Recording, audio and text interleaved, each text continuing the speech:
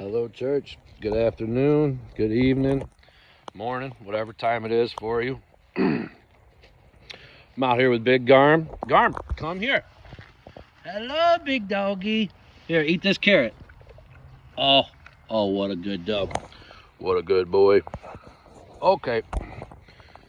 So today, I thought I would talk about skills and tricks. So, at my daycare, well, daycare I run, I don't own it, but the daycare that I manage, for the dogs to come in, there are certain rules. And I've done a video about these rules before, but let me tell you about them, about these rules, right? So, I do an evaluation on every dog when they come in. It's a 4-hour evaluation to figure out how they're gonna be, what they're gonna do, if they can take direction, if they like the facility, these kind of things, okay? Now, what almost at least 85% of the time, what happens is the owners come in and I explain to them how the test is going to go, what we're going to do, and what skills we're looking for, okay? Now, the skills that I'm looking for from a dog are as follows. First is the dog will respond when we call it. So when I call it, whether by its name or whatever command we're using, that it will come back. The second one is that it doesn't pick on dogs that are smaller than it. So it's not allowed to be a bully to smaller dogs. The third one, is does the dog actually want to be here? Because 80% of the time, the dog doesn't care about being at my daycare. The human wants the dog at the daycare. The dog would rather be with its human, not with me. So, and the fourth one is, can it take quiet breaks? So can it take a break from the other dogs and from the humans without barking the whole time?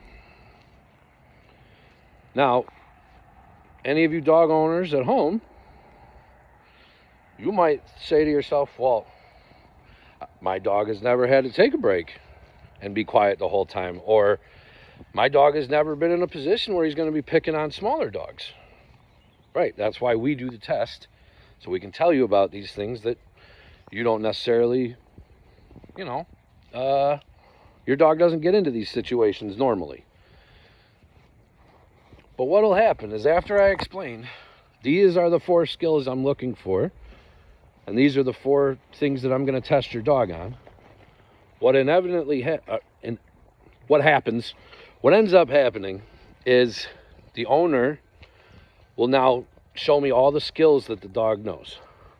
Sit, shake, roll over, sit pretty, go between my legs, play dead, bark, all these things. And these are okay skills. These are things that you taught them. And so, but part of the problem is those skills don't count for my test. And now what usually comes after that is, well, isn't it good that they can do this? It is good. It is good that they can play dead. It is good that they can fetch. It's good that they can speak on command. None of those things are negatives. But none of those skills will get you into my daycare. So if you can play dead, but you don't respond when I recall you, not going to make it. If you can roll over on command, but you're a bully to smaller dogs, not going to make it. So I say this to say this. Our king has a kingdom, and he wants to let people in. But there are certain skills that you must have to be able to get into his kingdom and stay there.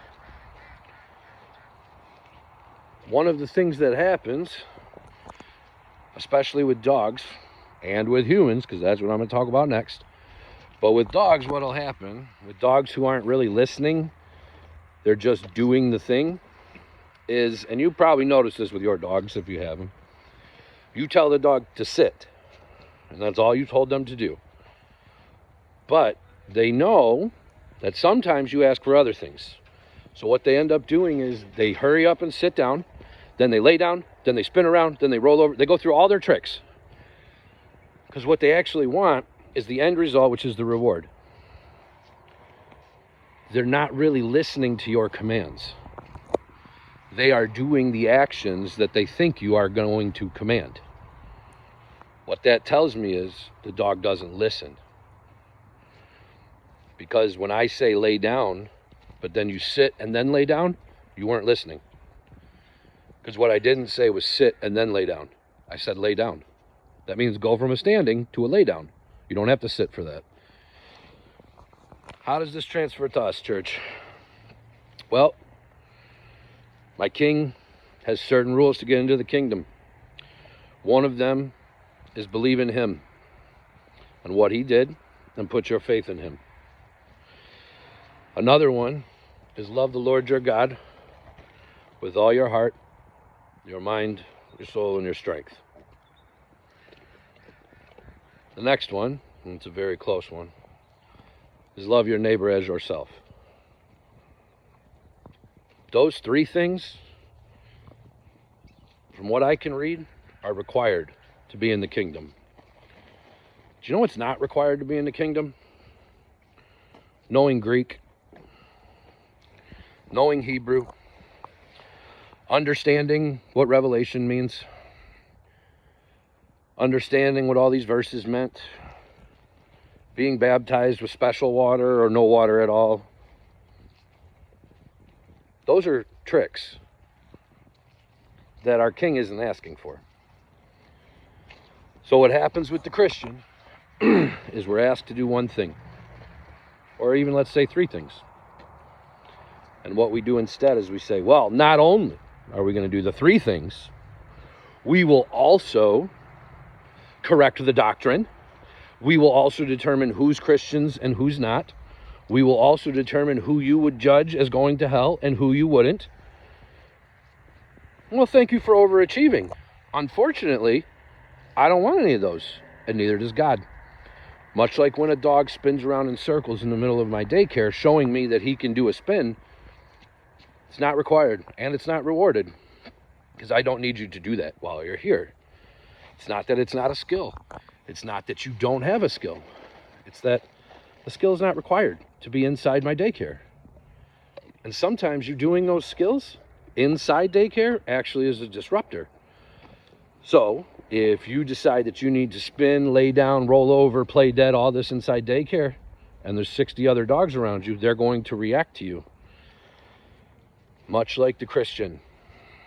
If you've decided that the three things, or however many you think Jesus directly told us to do, is not enough to be in his kingdom, all right. That's you deciding it, not him. Keep in mind, the other dogs in my daycare don't get a say on who I let in and who I don't. It doesn't matter if they don't like the dog. As soon as I've decided with my team that the dog is part of our pack, if any of our other dogs treat them negatively or bully them, it's the other members of the pack that will be disciplined, not the new dog. Once I've let them in, they are part of our pack and they will be treated as such, whether you agree with it or not. We don't ask our other dogs if they like the dog. We don't ask them if they think this dog should be here. No. You were accepted into my pack as one of these new dogs, and now you will be accepting the new dog into our pack as well.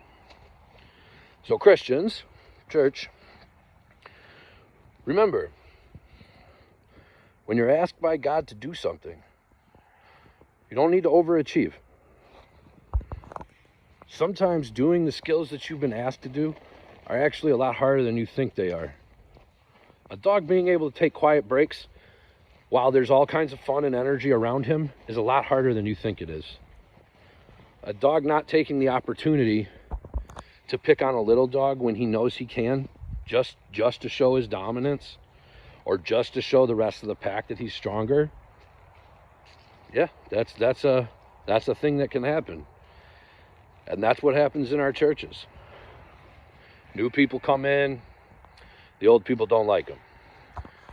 New people come in and say, hey, I got baptized, I love Jesus. And we're like, yeah, but what about these other skills? I know the Greek. I was baptized when I was young. I have believed since the first day I heard. Well, whoop-de-doo. Great. None of that is required. And what we don't like is that it's not required. Is that we're willing to do the extra, and yet you won't make them do it. You're just going to let them in. Well, church, if I get to the end and my king meets me